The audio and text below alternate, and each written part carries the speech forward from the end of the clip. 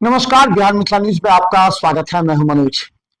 देखिए, नितिन नवीन के राष्ट्रीय अध्यक्ष बनने के बाद सबसे ज्यादा खुशी बिहार में दिखी जा रही है।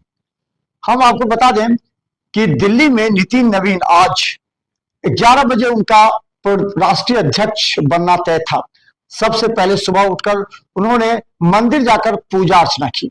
आपको हम दिखाते हैं कि सबसे पहले दिल्ली में किस तरह कार्यक्रम हुआ और कैसे मंदिर गए। अब मंदिर के बाद वो क्या कहते हैं, मिहिर झा हमारे साथ दिल्ली से पूरी खबर को लेकर आए हैं। देखिए रिपोर्ट।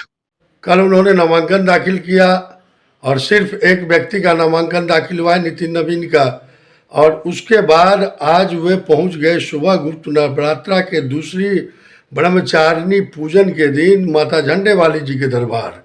उनके साथ दिल्ली सरकार के मंत्री साहेब प्रवेश सिंह वर्मा, दिल्ली प्रदेश भाजपा अध्यक्ष वीरेंद्र सचदेवा और झंडे वाली मंदिर के पुजारियों ने उन्हें गर्भगृह तक ले जाकर पूजा अर्चना कराई।